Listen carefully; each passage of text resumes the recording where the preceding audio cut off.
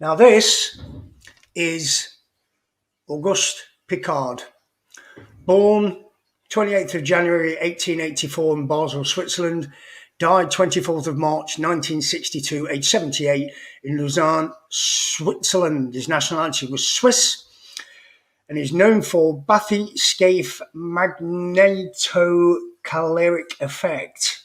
Okay, that's all we need to know. Right, so going on to his biographer, Piccard and his twin brother Jean-Felix Piccard were born in Basel, Switzerland in 1884. He went to the Swiss Federal Institute of Technology, did physics in Brussels and the Free University in Brussels in 1922. And then his son was born, and he was a member of the Solvay Congress. And that's just a quick introduction into him. But this is the interesting bit. This is the bit I wanted to show you.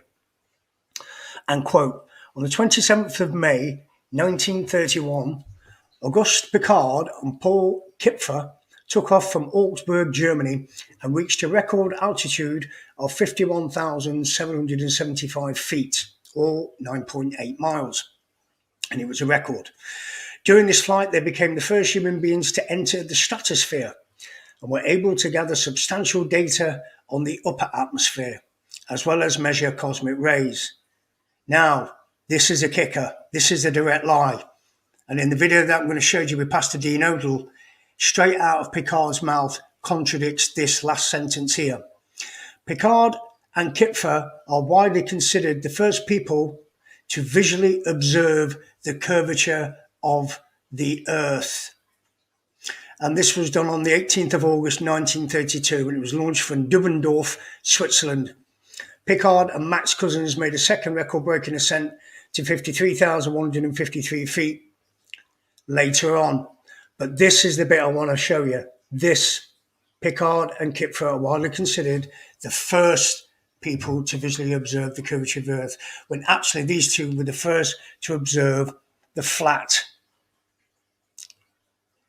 plane with upturned edges. And that's a direct quote from Popular Science in 1932. Direct quote from Auguste Piccard himself. See what they're doing here? See how they changed it? It's all these little things here to put you off. And just to go on to where the Piccard name was stolen, could almost say, and used to portray the complete opposite, the lie about space and other planets. Because then we go on to this. This man here was, I love Star Trek. This guy is a hero of mine. Patrick Stewart plays Jean-Luc Picard. You might recognise him from the X-Men as well. Well, back in the 90s, this man took the Star Trek captain to another level. They've taken this, let me just go back to this guy here, twisted his words, said he was the first person to visually observe the curvature of the Earth when it wasn't. He was the first person to visually observe the flatness of our flat and stationary plane. And this is how they subverted it. But if you did, not a lot of people know about the original Auguste Piccard. Not a lot of people do. But when they hear the Piccard in the later generations, they associate it with this rubbish. Okay? But the original Piccard was a flat earther and was the first person to ever witness the flat earth. And I'm going to show you the evidence for that in a minute.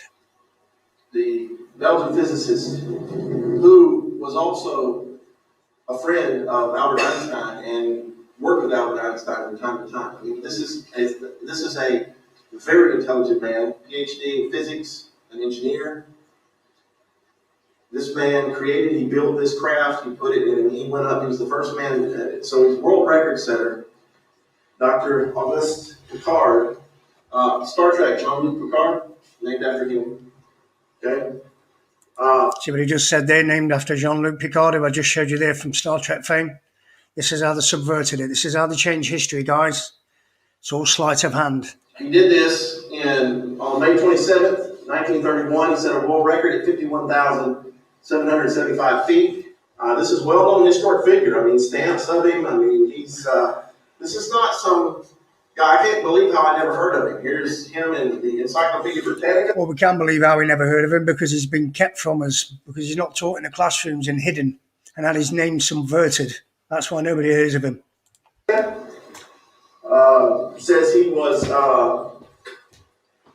He was born in 1884, died in 1962. Swiss-born Belgian physicist, notable for his exploration of both the upper stratosphere and the depths of the sea in ships of his own design. In 1930, he built a balloon to study cosmic rays. In 1932, he developed a new cabin designed for balloon flights. In the same year, he ascended to 17,008 meters, 55,800 feet, completed. Another one he did it later on. He was born into a family of Swiss scholars. He worked with, like I said, he worked with Albert Einstein. Here's a picture of him with his assistant in the capsule that they went up in, and it had portholes, and this is a porthole. And then I found this. This is a Popular Science magazine from August 1931. He did this in May. So just a few months after his ascent to a world record height,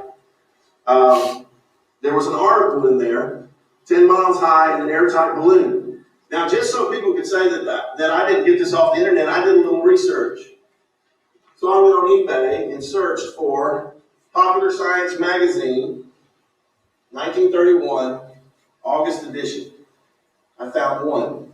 I paid $15 for this. It was 25 cents in 1931.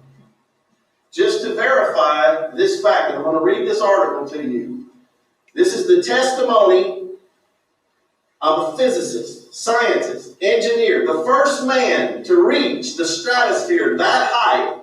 His testimony of the shape of the earth.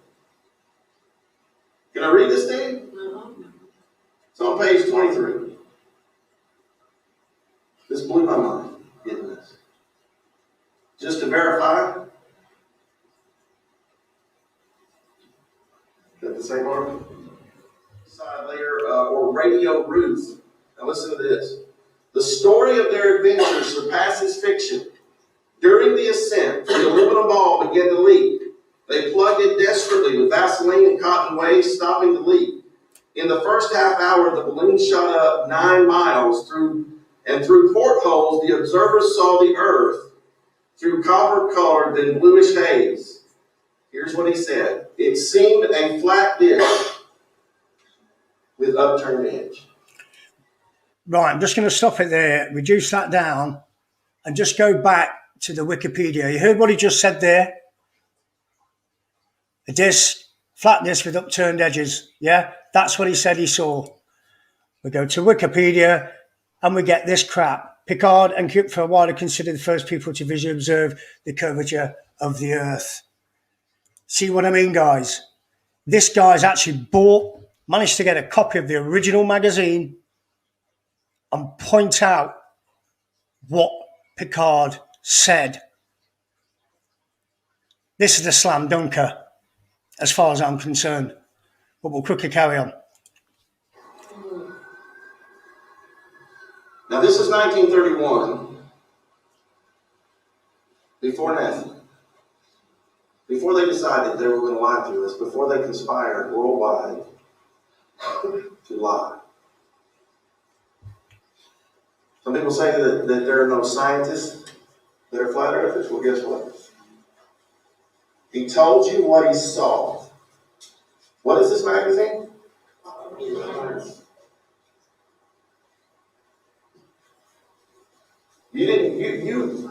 Why did we never hear that in our schools? I never heard of this man. Took an Illuminati commercial to make me look, who is this man? Just another picture of him. And just so you know, this is what I just read right here, where it says, it seemed a flat disc with upturned edge. The edge is the ice wall barrier all the way around. Now let's ask the question. You say flat. So we're going to leave it there, just to leave you with that. There you go. That's from the man himself. So it just goes to show you that they've subverted and lied about everything, guys. And it's still going on today.